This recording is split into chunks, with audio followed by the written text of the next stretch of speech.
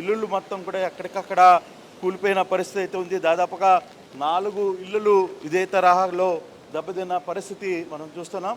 So ఇవన్నీ కూడా అంటే నిన్నటి నుంచి హెచ్చరికలు జారీ చేశారు ఆల్మోస్ట్ వాళ్ళు, ఎక్కడ ఇక్కడి నుంచి వెళ్ళొద్దు, ఈ ప్రాంతంలో ఉండొద్దు అని చెప్పి. అయినా కూడా కొంత మత్స్యకారులు తమకి అల్లుకున్న మేము చాలా తుఫాన్లు చూస్తాం, ఇవన్నీ కూడా మాకు అలవాటే అని చెప్పిన పరిస్థితి. అయినప్పటికీ కూడా పోలీసులు ఇక్కడ చాలామందిని కూడా ఖాళీ చేయించే ప్రయత్నం అయితే చేశారు. దాదాపుగా చాలా ఆహారాలు అంటే చాలామందిని ఇక్కడి నుంచి సురక్షిత ప్రాంతాలకి తరలించారు. అయితే ప్రస్తుతం ఇంకా హిట్ కాకముందే పరిస్థితి ఇలాగే ఉంది. సో ఒకవేళ నిజంగానే సాయంత్రానికి కానీ కాకినాడ ప్రాంతంలో తుఫాను సాయంత్రానికి తీరం దాటే కానీ పరిస్థితి కానీ వస్తే మాత్రం ఖచ్చితంగా ఇంకా బీభత్సంగా ఉండే పరిస్థితి ఉంటుంది అనేది చాలా వరకు కూడా ఎక్స్పెక్ట్ చేస్తున్న పరిస్థితి.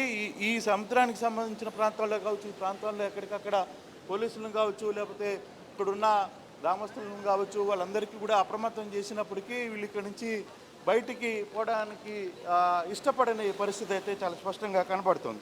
సో అందులో భాగంగానే వీళ్ళు ఇక్కడికక్కడ ఉన్న పరిస్థితి అయితే ఉంది. నేను ఒకసారి గ్రామస్తులతో కూడా మాట్లాడే ప్రయత్నం అయితే చేస్తాను. ఇక్కడ నుంచి అసలు ఏంటి పరిస్థితి, ఇక్కడ ఎంతకాలంగా ఇటువంటి సిచ్యువేషన్స్ ఉన్నాయి.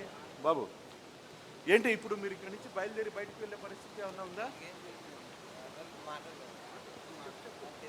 పెద్ద ఏంటి ఇప్పుడు ఇక్కడ నుంచి అందరూ మీరు బయట సురక్షిత ప్రాంతాలకి వెళ్ళారా, లేకపోతే ఇంకా ఇక్కడే ఉన్నారు? ఎందుకు మీరు ఎంత ఇక్కడ లేవండి, బయటికి వెళ్ళామండి. బయటికి వెళ్ళాము, మనం ఏం చేయాలి, మాట్లాడలేము. అట్లా కాదు, ఇప్పుడు ఇప్పుడు ఇప్పుడు ఇల్లు కొన్ని ఇల్లు కూలిపోయినాయి. మాదేనండి, 20 మంది కుటుంబం ఉండేవాళ్ళండి. 20 మంది ఉండేవాళ్ళు. 20 మంది కుటుంబం ఉండేవాళ్ళు. అలా పైకి వెళ్ళిపోయామండి. చిన్న చిన్న కొంపలు కట్టుకున్నాం అక్కడ. అదండి. సో ఇప్పుడు అధికారులు మిమ్మల్ని సురక్షిత ప్రాంతాలకి నిన్నే తీసుకెళ్లారు కదా, మళ్ళీ మీరు ఎందుకు మళ్ళీ మీ ఊర్లకి సముద్రం దగ్గరికి వచ్చేసారు? అంటే ఈ సముద్రం దగ్గరికి వచ్చి ఏటకెళ్ళే పని ఉంది కదండి, దగ్గరగా ఉంటుందని ఇలా వెళ్ళిపోవాలని ఇక్కడికి వచ్చేసారండి. ఏటకి ఇంకా ఈ రోజు ఏటకి పోవడానికి లేదు. అప్పుడులోను ఇప్పుడు ఇప్పుడు తుఫాను రాకముందు కదా చాలా మంది ఇక్కడ ఉండొద్దనే కదా చెప్పారు. ప్రభుత్వం ఒకటి వైపు క్లియర్గా ఇక్కడ చాలా డేంజర్ సిచ్యువేషన్లో ఉన్నారు, ఇక్కడ నుంచి ఖాళీ చేసి మీరు వేరే ప్రాంతాలకు వెళ్ళమని కదా చెప్తున్నారు. అయినా మన వాళ్ళు బయట వెళ్ళరండి. అలవాటు అయిపోయింది. అదే అలవాటు అండి, అలవాటు వస్తుంది రాదా అని లెక్క, రాదో అని లెక్క వస్తుంది మాకు. మీకేమనిపిస్తుంది? మీకు కొంత అంచనా ఉంటుంది కదా, ఈరోజు ఇప్పుడున్న వాతావరణం లేదు, ఇప్పుడు చూస్తున్న ఈ పరిస్థితులను బట్టి మీకు ఏమైనా ఒక అంచనా ఉందా? అంచనా ఏం కదండి, మాకు కొంచెం గాలి వాతావరణం చెప్తుందండి బాగా. గాలి వాతావరణం, వర్ష వాతావరణం బాగా చెప్తుందండి మాకు. వాతావరణం ఈ వాతావరణం ఎక్కువైపోయింది అనుకోండి ఎక్కువగా వస్తుంది, తక్కువైంది అనుకోండి తక్కువగా వస్తుందండి. సో ఇప్పుడు మీకు ఏమనిపిస్తుంది? తుఫాను మీ ప్రాంతంలో హిట్ అవుతుంది, తగులుతుంది అనే పరిస్థితి ఉందా? తగులుతుంది, ఇలా బారుకి వెళ్ళిపోద్దండి. తుఫాను బారులు వెళ్ళిపోద్దండి. మాకు ఎప్పుడు తగలలేదు, ఎప్పుడు వచ్చి తుఫాను తక్కువగా తగులుతుందండి, అలా లోపలికి వెళ్ళిపోద్దండి. సో మీకు మీ ఎఫెక్ట్ ఉండదు అని మీకు ఒక అంచనా ఉందా? అంతే. అలాగనే అంటే వర్షం వల్ల గాలి వల్ల తెలుస్తుందండి మాకు కొద్దిగా. అలాగా దాన్ని బట్టి ధైర్యం పెట్టి మేము అలా ఉంటామండి. సో ఆ ధైర్యం అందువల్లే మీరు ఇంకా ఇక్కడ ఉన్నాం అంతే. సో చాలా క్లియర్గా చెప్తున్నారు. ఒకవైపు వాతావరణ శాఖ ప్రభుత్వం పూర్తిగా కూడా అప్రమత్తం చేస్తోంది, చాలా క్లియర్గా అప్రమత్తం చేస్తోంది, చాలా గట్టిగా ఈ ప్రాంతాల్లో ఎవరిని ఉండడానికి వీలు లేదు అని చెప్తోంది. ఇక్కడ నుంచి అందరినీ తరలించే ప్రయత్నం చేస్తుంది. ఒకవైపు పోలీస్ కావచ్చు, వీళ్ళందరూ ఇక్కడ చాలామందిని ఉంచి ఈ ప్రాంతాలని ఖాళీ చేయించే పరిస్థితి చెప్తున్నారు. కానీ ఇక్కడ గ్రామస్తులేమో ఇది మాకు ఐడియా ఉంది అని చెప్తున్నారు. మీరు అందరినీ ఇక్కడ నుంచి నిన్నంతా ఖాళీ చేసే ప్రయత్నం చేశారు కదా సార్? నిన్న నైట్ నుంచి కూడా 10 గంటల నుంచి కూడా ఎక్కడే పికెట్ చేసుకుంటూ ఉన్నాము.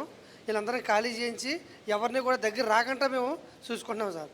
కానీ వాళ్ళు మేము ఇక్కడే ఉంటామని అంటున్నారు కదా. వాళ్ళు ఎక్కడే ఉంటాం, మాకు ఎప్పటి నుంచి మాకు తెలుసు, మీరు మమ్మల్ని ఖాళీ చేయడానికి లేదు, మాకు అన్నీ తెలుసు, ఎప్పుడు వెళ్ళాలో ఎప్పుడు రావాలన్నా తెలుసు అని వాళ్ళు మాట్లాడుతున్నారు సార్. సో అంటే నిన్నటి నుంచి ఎంతమందిని ఎవాక్ట్ చేస్తుంటారు, ఎంతమందిని ఈ ప్రాంతాల నుంచి బయట ప్రాంతాలకి తరలించిన పరిస్థితి? నిన్న ఇక్కడ సిఏ గారు అందరూ వచ్చారు సార్, కలెక్టర్ గారు మేడం అందరూ వచ్చిన తర్వాత నైట్ అంతా పికెట్స్ వేసుకొని వీళ్ళందరినీ గ్యాదర్ చేసుకొని అవేర్నెస్ కల్పించామండి.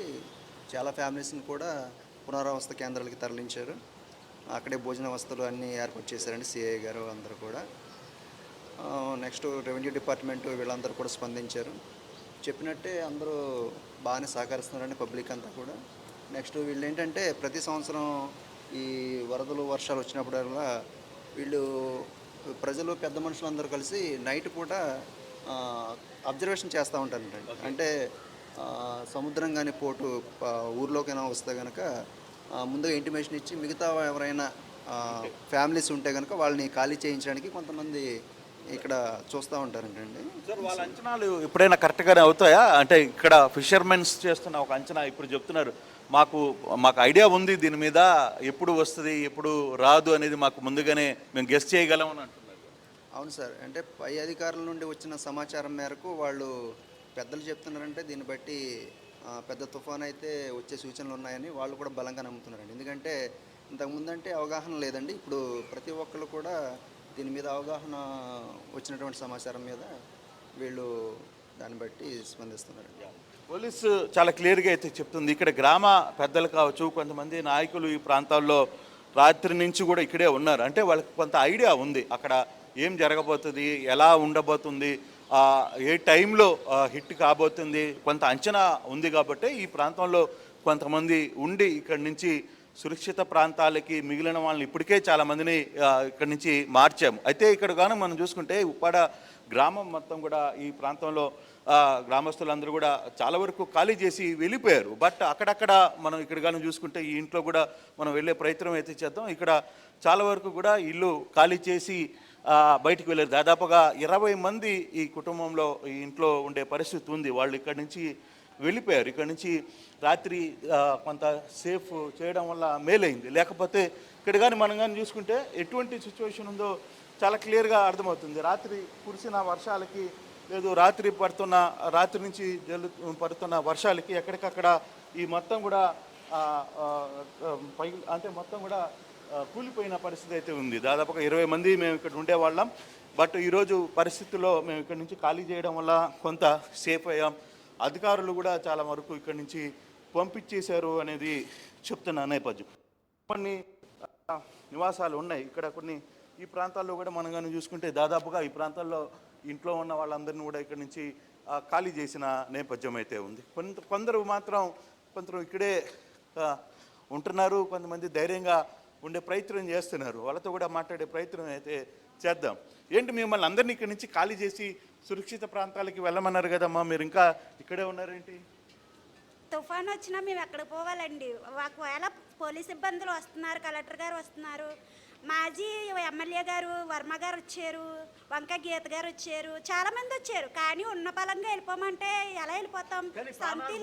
ఇక్కడ ప్రాణాలు ముఖ్యం కదా. ఇంపార్టెంట్ ఏంటంటే మీరు మీ సేఫ్టీ కోసమే కదా ఇక్కడి నుంచి వెళ్ళమని చెప్తున్నారు. బోలు సామాన్ ఉందండి, ఆ సామాన్ కూడా అలాగే ఎలా అట్టుకోబోలుగుతాం? పోలేం కదా సార్. ఇప్పుడు గొట్టేస్తే ఎక్కడున్న ప్రజలు అక్కడే కదా ఉంటారు, సురక్షితంగా ఉంటారండి. గొట్టేస్తానని పవన్ కళ్యాణ్ గారు చెప్పారండి, సీఎం చంద్రబాబు గారు కూడా చెప్పారు, మాకు హామీ ఇచ్చారు. రాయలు కొట్టి వేస్తామని ఒక 3 నెలల్లో వేస్తాము అని చెప్పారండి. రాకుండా రక్షణ కూడా వేస్తారు, నిర్మిస్తాము అని చెప్పారండి. మాకు హామీ ఇచ్చారు, వేయాలి కదండి. ఎక్కడున్న వాళ్ళు అక్కడే కదా ఉంటాము. తుఫాన్ వస్తే అక్కడ పోండి ఇక్కడ పోండి అంటే ఏంటండి? గొట్టేస్తే అక్కడే కదా ఉంటాము. ఎక్కడున్న వాళ్ళు అక్కడే ఉంటారు కదా సార్. స్థలం మొక్కొద్దు సార్ మాకు. రక్షణ కోట వేస్తే మాకు ఒక రక్షణ కింద ఉంటుంది, అక్కడే ఉంటాం కదా సార్. ఒక 10 సంవత్సరాలన్నా 20 సంవత్సరాలన్నా అక్కడే ఉంటాం. మీరే ఆర్థిక సహాయం చేయక్కరొద్దు సార్. మాకు రక్షణ కోట వేస్తే చాలా మంచిది సార్. మాకు రక్షణ కోట వేస్తే మా ఇల్లులు పోయినా పర్లేదు, పక్కింటి ఇల్లులు అన్నీ ఉంటాయి కదా సార్, వాళ్ళు సంతోషపడతారు కదా సార్. మాకు అదే కోరుకోవాలనుకుంటున్నాం సార్. రక్షణ కూడా మాకు కావాలి. మేము పవన్ కళ్యాణ్ గారిని, సీఎం గారిని, చంద్రబాబు గారిని ఇదే కోరుకుంటున్నాం సార్. మీరు వచ్చారు సార్, మా సెంటర్కి వచ్చారు, మీరు ఏమని అడిగారు? మీ సమస్యలు ఏంటి అని అడిగారు. మాకు గొట్టి కావాలి సార్, ముఖ్యంగా ఆల్బార్ నిర్మాణం కావాలి సార్. మేము ఇంకోటి ఫార్మరు మెడికల్ రద్దు చేసేయండి అని చెప్పాం సార్. ఆ 3 సమస్యలు ఉన్నాయని మేము చెప్పాం. మీరేం చెప్పారు? చేసేస్తాం, ఈ రేపు మాపు చేసేస్తాం, మీరు భయపడవలసిన పని లేదు. ఇప్పుడు తుఫాన్ వస్తే పోండి అంటే ఎక్కడ పోతాం సార్ మేము? మా లాంటి జీవితాలు మీకు వస్తే మీరు అలా ఉండగలరా? మీరు పోరా? మీరు ఇల్లులు ఉంటాయి, మీకు కోటలు ఉన్నాయి, అన్ని దిక్కలు స్థలాలు ఉన్నాయి, ఆస్తులు ఉన్నాయి, అన్ని దిక్కలకు పోవచ్చు. మేము ఎలా పోతాం సార్? మా చేతిలో డబ్బు ఉంటేనే కానీ ఎక్కడికి కదలాం, ఇంకో ఇంటికి వెళ్ళలాం. కానీ ఇప్పటికే చెప్పారుగా, మీరు అనుకున్న హామీలు నెరవేర్చడానికి డిప్యూటీ సీఎం కావచ్చు లేకపోతే ఇతర నాయకులందరూ కూడా ఇక్కడ రక్షణ కూడా లేకపోతే ఈ స్టోన్స్ ఇవన్నీ కూడా ఏర్పాటు చేస్తామని కూడా చెప్పారు.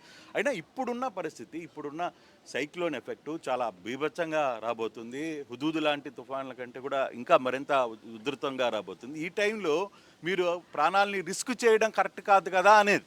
సార్ మత్స్యకారులకి ఏది రిస్క్ కాకుండానే సముద్రంలో ఏటాడతారు. రేపు మత్స్యకారులు అంటే అది ధైర్యంగా ఏటాడి పోరాడే వాళ్ళు మత్స్యకారులు అంటారు. రేపు పొద్దున్నే పవన్ కళ్యాణ్ గారు వచ్చారండి, మీరు అంత ధైర్యంగా ఉండి మాకు ధర్నా చేశారు, మీరు అంత ధైర్యంగా ఉండి ఏటలకు వెళ్ళారు అని అడిగారు సార్. ధైర్యం ఉంది సార్ మత్స్యకారులకి.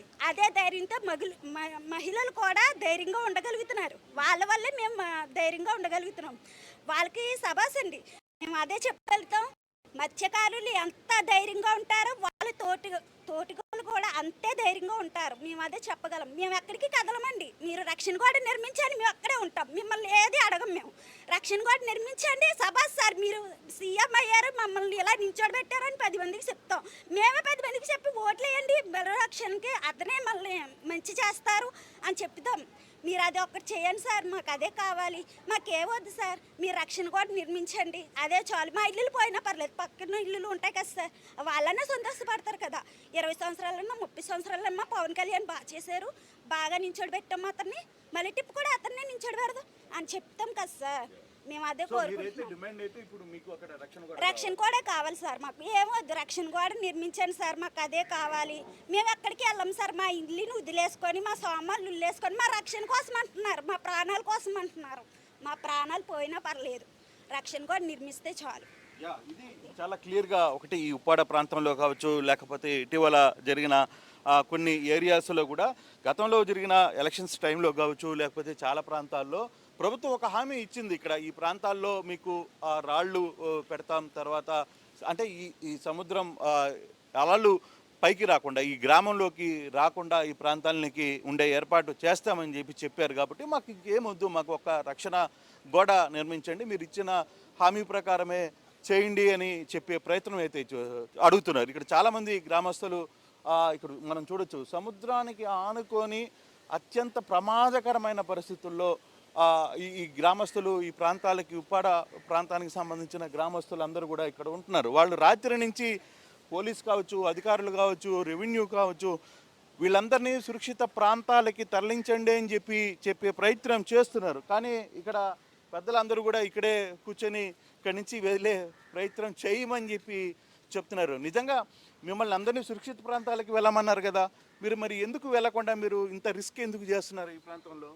మాకు తెలియదు, మాకు అలవాటు అయిపోయింది కదన్న, అది సముద్రం అంటే మాకు అలవాటే. అక్కడ ఇలా ఇంట్లో ఉన్నాం, అలా ఇక్కడ ఉంటాం, పక్క ఉన్న కొంపలన్నీ బయట ఉండేది. చాలా వరకు వెళ్ళిపోయారా? మీరు ఎందుకు కూర్చున్నారు? మొత్తం అసలు ఊరు ఖాళీ చేయమంటున్నారు. అంత దూరం వెళ్ళడానికి సరే ఎక్కడో పోయినట్లే, అక్కడ మేము నల్ల కదా. మీరు మీ సేఫ్టీ గురించే కదా ప్రభుత్వం అంటే ఇన్నాళ్ళనా ఇక్కడ ఎట్టి వాళ్ళండి పోయినారు, ఇక్కడ ఈ కమిటీ వాళ్ళు ఇక్కడ ఎట్టి వాళ్ళు తిన్నాళ్ళు అలాగే తిని వాళ్ళు వెళ్ళి. ఇప్పుడు అలాంటిది ఇక్కడ ఎట్టగంట ఎక్కడో పెడితే మేము ఏం చేయమండి. అంటే మాకు ఆశ ఏంటంటే ఇక్కడ కొద్దిగా అలవాటైపోయింది కదండి సముద్రం ఎలా ఉంది ఏంటని, దానికంటే చూసి ఇలా కూర్చో ఉంటామండి. కానీ ఇప్పుడు మధ్యాహ్నానికి పరిస్థితులు కొంత సీరియస్గా మారే, మాకు అలవాటు కొద్దిగా అలవాటు ఉంది కదండి, పిల్లలంటే కొంత దూరంగా పెడతాం కానీ మేము ఇప్పుడు పక్క పక్కనే ఉంటామండి. ఎంత మాత్రం సరే సార్, తుఫాను ఇలా వచ్చి ఇక్కడ ఉంటాం సార్, ఎవరు బయటికి వెళ్ళే అవకాశాలు లేవు సార్, అలవాటు మాకు. చిన్నపిల్లలు అంటే గడతంగా మేము అదే ఉంటాం, ఆడ మొగులకి ఉంటుంది, సాయంత్రం మామూలు 10 గంటలు రాయి జనకు ఉంటుంది. కానీ మీకు ఏమైనా అనిపిస్తుందా క్లైమేట్ పరిస్థితులు? మాకు తెలిసిపోద్దండి, ఎదలో మాకు ఎంత వస్తుంది, సొందరు ఎంత వరకు పెరుగుతుందో మాకు సరిపోతుంది. సో మీరు కొంత ప్రభుత్వం చెప్తున్నట్టుగా ఈ తుఫాను పెద్ద స్థాయిలో వచ్చే పరిస్థితి కనపడుతుందా? ప్రస్తుతానికి ఏంటి కనపడుతుంది సార్, ఈ సాయంత్రం ఎలా తెలుస్తుంది ఉంటున్నాం, ఏటైనది వస్తుందో మాకు తెలియదు.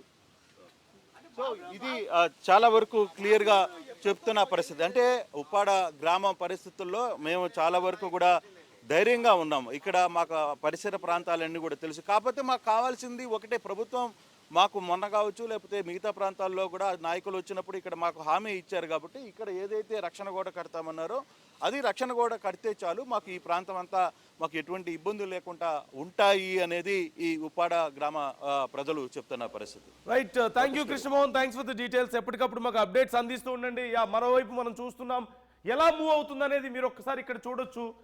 ఇక్కడ మీరు చూస్తున్నారు, చాలా చాలా నెమ్మదిగా మూవ్ అవుతున్నటువంటి పరిస్థితి కనిపిస్తోంది. మరికొద్ది గంటల్లోనే కాకినాడ తీరానికి చేరబోతోంది. చాలా తీవ్రమైనటువంటి తుఫానుగా మారబోతోంది. సో ఎఫెక్ట్ ఒకసారి మనం చూడొచ్చు. ఇదిగో ఎఫెక్ట్ ఏ రేంజ్లో ఉందనేది మనం ఒకసారి ఇక్కడ చూడొచ్చు. ఈ మ్యాప్లో ఓవరాల్గా ఈ స్థాయిలో ఎఫెక్ట్ మనకు కనిపిస్తుంది. అంటే శ్రీకాకుళం ఇక్కడి నుంచి మనకు కనిపిస్తుంది. శ్రీకాకుళం దగ్గర నుంచి మొదలు పెడితే విశాఖపట్నం, అలాగే ఇక్కడ కాకినాడ, విజయవాడ, ఒంగోలు, నెల్లూరు, ఇటు చెన్నై వైపు కూడా ఇప్పటికే చెన్నైలో కూడా వర్షాలు మొదలయ్యాయి అంటూ మనకి కామెంట్స్ కూడా వస్తున్నాయి. చెన్నై మీద కూడా భారీగా ఎఫెక్ట్ ఉండే అవకాశం ఉందంటూ చెప్తున్న నేపథ్యంలో చెన్నైలో కూడా ఇప్పటికే వర్షాలు మొదలయ్యాయి, మనం చూస్తూనే ఉన్నాం. పుదుచ్చేరి ఇటువైపు కొంచెం తక్కువగా ఉన్నప్పటికీ చెన్నై వరకు భారీగా వర్షాలు పడతాయి. మరోవైపు తిరుపతి, ఇప్పటికే తిరుపతిలో కూడా వర్షాలు మొదలయ్యాయి. సో ఈ ప్రాంతం అంతా కూడా భారీగా ఎఫెక్ట్ ఉండబోతుంది. మేజర్గా ఇదిగో కాకినాడ, విజయవాడ నుంచి విశాఖపట్నం మధ్యలో, శ్రీకాకుళానికి విజయవాడకి మధ్యలో ఈ ప్రాంతంలో భారీగా ఎఫెక్ట్ ఉండేటువంటి అవకాశం ఉంది. 110 కిలోమీటర్ల వేగంతో ఈదురుగాలు వీచే అవకాశం ఉంది. Just be careful. పరిస్థితులు ఎప్పుడైనా సరే మారిపోవచ్చు. ఇప్పటికీ మీ ప్రాంతంలో చాలా ప్రాంతాల్లో వర్షాలు పడుతున్నాయి, చాలా ప్రాంతాల్లో ఈదురుగాలు కనిపిస్తున్నాయి. గంట గడిచే కొద్ది పరిస్థితులు మారబోతున్నాయి. ఇప్పటికే ఎన్డీఆర్ఎఫ్, ఎస్డీఆర్ఎఫ్ బృందాలు రెడీగా ఉన్నాయి. మరోవైపు చాలామంది పునరావాస కేంద్రాలకు తరలి వెళ్తున్నటువంటి పరిస్థితి కనిపిస్తోంది. అయితే ఇప్పుడు మత్స్యకారులు మాట్లాడుతున్నటువంటి మాటలు, కొంతమంది కొంచెం ఓవర్ కాన్ఫిడెన్స్తో అక్కడే ఉండిపోతున్నారు. ఎందుకంటే మాకు ఎప్పటి నుంచో అలవాటు అయిపోయింది, ఎప్పటి నుంచో చూస్తున్నాం, ఇలాంటివి మేము చాలా చూసామని చెప్తున్నారు. కానీ ఒక్కసారి ప్రకృతి ఒక్కసారి ప్రళయం రావడం మొదలైన తర్వాత, ఒక్కసారి భారీగా తుఫాన్ రావడం మొదలైందంటే ఎవ్వరు ఏం చేయలేరు. మనకి ఎంత ఎక్స్పీరియన్స్ ఉన్నా, ఎన్ని తుఫాన్లు చూసినా, ఎన్ని వరదలు చూసినా కుటుంబాలే కొట్టుకుపోయేటువంటి పరిస్థితి ఉంటుంది. మనం ఇప్పటికే అక్కడ చూస్తున్నాం. నిన్నటి ఉప్పాడలో పరిస్థితి దారుణంగా ఉంది. నిన్నటి నుంచి పడుతున్నటువంటి వర్షాలకు ఇప్పటికీ కొన్ని ఇళ్ళు నానిపోయి కూలిపోతున్నటువంటి పరిస్థితి కనిపిస్తోంది. మత్స్యకారులు చాలామంది అక్కడే ఉంటున్నారు. కానీ అంత అతి నమ్మకం పనికిరాదు, జాగ్రత్తగా ఉండండి. ప్రభుత్వాలు ఇంత అలర్ట్ చేస్తున్నాయంటే ఒకసారి పరిస్థితి ఎలా ఉండబోతుంది అనేది అర్థం చేసుకోండి. సిచ్యువేషన్ ఎలా ఉందనేది మీకు ఎప్పటికప్పుడు మేము చూపించే ప్రయత్నం చేస్తున్నాం. ఇంత దారుణమైనటువంటి పరిస్థితుల్లో we all pray to god. ఖచ్చితంగా దేవుణ్ణి కోరుకుందాం, అంత నష్టం జరగకూడదనే కోరుకుందాం. కానీ పరిస్థితులను కూడా ఒకసారి మనం అర్థం చేసుకోవాలి. రియాలిటీని మనం డినై చేయకూడదు ఖచ్చితంగా. ఇదిగో మనం ప్రజెంట్ సిచ్యువేషన్ మనం చూస్తున్నాం. అక్కడ ఉప్పాడలో ఉన్నటువంటి పరిస్థితి, సముద్ర తీర ప్రాంతంలో ఉన్నటువంటి పరిస్థితి మనం చూస్తున్నాం. అక్కడ ఇప్పటికే చాలా ఇళ్ళు కూలిపోతున్నాయి, చాలా వరకు భారీగా ఈదురుగాలు ఉన్నాయి. అలాగే ఉప్పొంగి ప్రవహిస్తున్నటువంటి పరిస్థితి కనిపిస్తుంది. సముద్రం అంతా కూడా అలలు ఎగిసిపడడాన్ని కూడా మనం చూస్తూనే ఉన్నాం. సో మీరెవరు కూడా నెగ్లెక్ట్ చేయడం మాత్రం మంచి పరిణామం కాదు. నెగ్లెక్ట్ చేయొద్దు. అధికారులు ఎందుకు చెప్తున్నారో అర్థం చేసుకోండి. సహజంగా మనం ఎప్పుడు ప్రభుత్వాలని కొంచెం బ్లేమ్ చేస్తూ ఉంటాం, ప్రభుత్వాలు స్లోగా ఉన్నాయి, ఇక్కడ వరదలు వచ్చి కొట్టుకుపోతుంటే కాపాడడం లేదని. కానీ ఈసారి ముందస్తుగానే ఇంత భారీ ఏర్పాట్లు చేస్తున్నారంటే ఇంకా ఎంత ప్రభావం ఉండబోతోంది. 100 కిలోమీటర్ల వేగం, 110 కిలోమీటర్ల వేగంతో ఈదురుగాలు, 30-40 కిలోమీటర్ల వేగంతో ఈదురుగాలు వస్తేనే జాగ్రత్తగా ఉండండి అంటూ మనకు సూచిస్తూ ఉంటారు. అలాంటిది అంతకి 3 ఇంతలు రాబోతుంది. అలాగే వర్షం కూడా 20 సెంటీమీటర్ల వర్షపాతం, 10-12 సెంటీమీటర్ల వర్షపాతం పడితేనే మనకి వరదలు వస్తుంటే మనం చూస్తూనే ఉన్నాం. నదులు పొంగుతున్నాయి, వాగులు కాలువలు పొంగి ప్రవహిస్తూ ఉంటాయి. అలాంటిది 20 సెంటీమీటర్ల వర్షపాతం అంటే డబుల్ రాబోతుంది మనకి. ఒక్కసారి పరిస్థితి ఎలా ఉండబోతుంది అనేది చూడండి. ఇప్పటికే తెలంగాణలో కూడా వర్షాలు మొదలయ్యాయి. ఇటు హైదరాబాద్ మహానగరంలో సైతం భారీగా వర్షాలు పడేటువంటి అవకాశం ఉంది. అక్కడక్కడ ఇప్పటికే వర్షాలు పడుతూ ఉన్నాయి. మరోవైపు సూర్యాపేట కానీ, నల్గొండ కానీ ఈ ప్రాంతాల్లో ఇప్పటికే వర్షాలు మొదలైనట్లుగా తెలుస్తోంది. చెన్నైలో కూడా వర్షాలు పడుతున్నాయంటూ మన కామెంట్స్ చూస్తూనే ఉన్నాం. సో ఎప్పటికప్పుడు ఆర్టీవీ మీకు దీనికి సంబంధించి అప్డేట్స్ అందిస్తూనే ఉంటుంది. ఒక్కసారి అక్కడ ఎలాంటి పరిస్థితి ఉందనేది నేను మీకు చూపిస్తాను.